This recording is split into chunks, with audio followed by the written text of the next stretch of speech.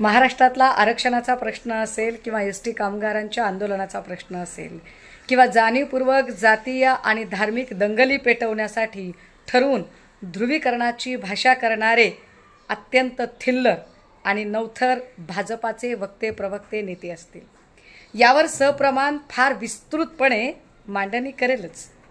पण तुर्तास आज अमित शाह यांनी पुण्यामध्ये येऊन जी मुक्ताफळं उधळली त्यावरून दोन मुद्दे नक्की स्पष्ट झाले।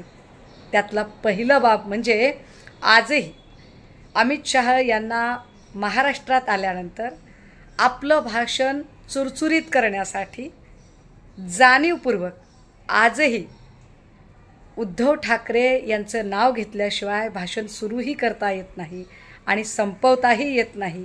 याचा स्पष्ट अर्थ असा आहे की तुमच्या समोर महाराष्ट्रातलं सगळ्यात मोठं आव्हान हे उद्धव बाळासाहेब ठाकरे या नावाचं आहे।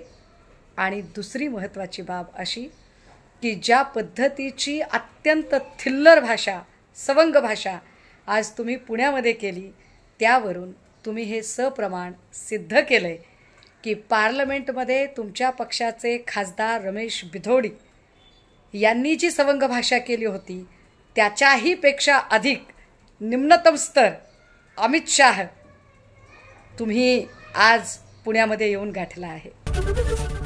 एबीपी माझा, उघडा डोळे बघा नीट।